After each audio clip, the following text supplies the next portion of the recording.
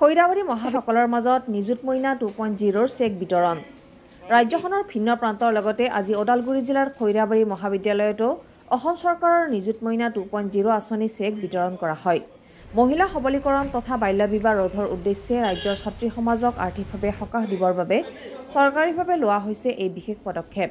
খৈৰাবাৰী মহাবিদ্যালয়ত 272 গৰাকী ছাত্ৰীক সামৰি লৈছে এই বিশেষ আঁচনিয়ে মাহে 1250 টকাকৈ লাভ কৰিব ছাত্ৰীসকলে। চেক বিতৰণ কাৰ্যসূচী আৰম্ভ হোৱাৰ পূৰ্বে মুখ্যমন্ত্ৰী ডক্টৰ হিমন্ত বিশ্ব শৰ্মাই ডিজিটেলি সম্বোধন কৰে সমবেত 5 সহস্ৰাধিক ছাত্ৰীক। অনুষ্ঠানত অসম বিধানসভাৰ অধ্যক্ষ বিশ্বজিৎ দৈমাৰী, শিক্ষা বিষয়া বন্দিতা দেৱী, প্ৰশাসনিক বিষয়া ঋতুমা দাস, খৈৰাবাৰী মহাবিদ্যালয়ৰ অধ্যক্ষ ডক্টৰ দেৱব্ৰত সেনৰ লগতে কেইবাগৰাকীও আমন্ত্ৰিত অতিথি উপস্থিত থাকে। North east live today, Khoirabari.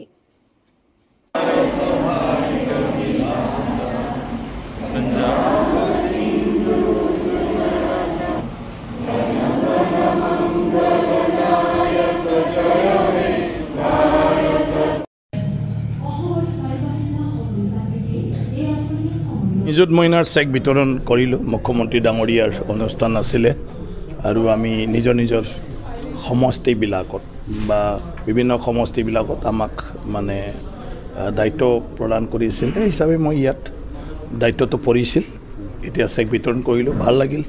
এটা নতুন আইডিয়া মুখ্যমন্ত্ৰী ডাঙৰীয়াৰ যে ছোৱালীৰ ক্ষেত্ৰত কোনো কাৰণত যাহাতে টকা পইচাই মানে পঢ়া শুনা কৰাৰ ক্ষেত্ৰত বাধা হ'ব নোৱাৰে, চবে যাহাতে নিজৰ জীৱনটো গঢ় দিব পাৰে।